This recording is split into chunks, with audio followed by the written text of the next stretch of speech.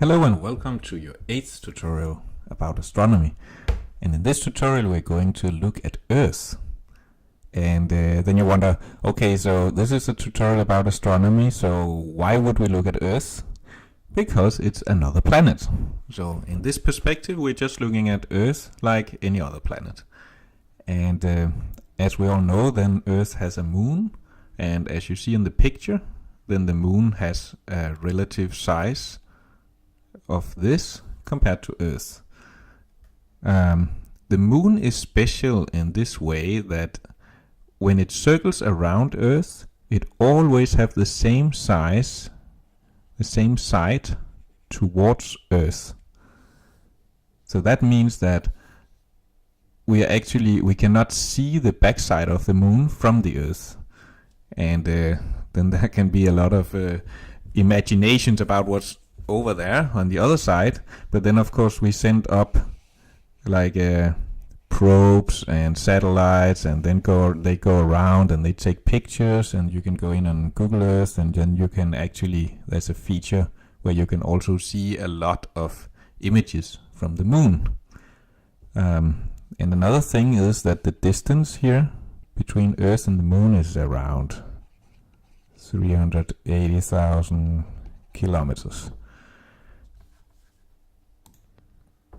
Well, talking about satellites, then it's usual that they are hovering above Earth in like 500 kilometers distance, and they take these pictures. If we have a little probe here, and then they take picture of this, and then it travels over here and take picture of this, and then this area is compiled. The different pictures are compiled in Google Earth.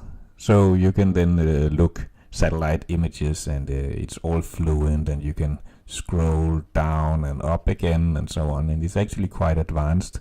So there's a lot of very, very detailed pictures from not too far away of the entire planet of Earth, and we of course don't have the same features of the other planets, but some of the same things are happening on the moon now. So you can actually go in and get some pictures of the moon, satellite pictures, and you can scroll around, and then you can look at this place, and you can look at this place and the distance, and there's panorama pictures where you can see a big angle. And another thing about the satellite is that there is a specific distance of, I think it's 36,000 kilometers, where the satellite, when it is out in this distance, then it will keep the same position towards Earth when it goes around, that it actually doesn't go around Earth, it just keeps hovering at the same distance. And you cannot do that on other distances than 36,000 kilometers. That means you send a satellite up, and then it just keeps being there at the same spot, because it follows the motion of Earth that's rotating. And it's just if in case you wonder, there's a specific geostationary distance. So everything you throw up in this lane here will be the same place. There's another thing about Earth or planets in general when we are looking at solar systems, and that is that when we look for life on other solar systems, then we are looking at what planets are inside the area of fluent water. So that would be as 0 degree up to 100 degrees, something like that. And Earth, that's around 28 degrees or something in average. And Mars is minus 20 degrees, so that there can primarily only be, of course, ice. And then on Venus is also a bit special. If you saw the last tutorial, that it's super hot. There's so much greenhouse effect in there, so that's like 450 degrees. But if Venus's atmosphere would be considerably different then it could maybe just be a normal very hot planet of like 60 degrees in average or something. But there's only this band here where water is fluent in this solar system.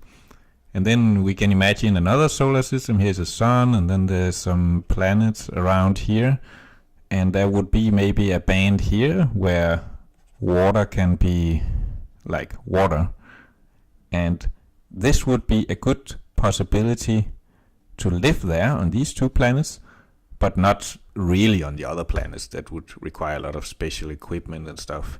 And when we look at in big telescopes out in space here, then we actually look particularly for planets in this area.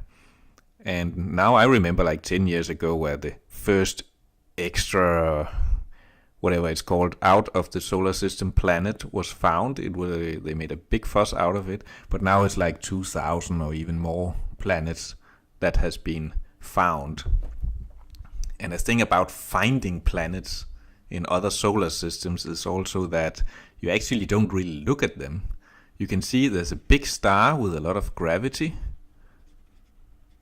and then you see tiny movements of this star because there's a considerable large planet here, not visible, but it's pulling in the star, and the star is shaking a little bit, and then you can measure that there should be a planet here. Or you see a star where there's a tiny spot somewhere here, if you could see that. Anyway, there's a little dark spot, like a solar eclipse or whatever it's called, and then you can see that, oh, it's moving and it must be a planet. So we don't really see planets, but we can measure them. Alright, so this was a little bit about the planet Earth. Hope you enjoyed it. Don't forget to subscribe. See you in the next tutorial.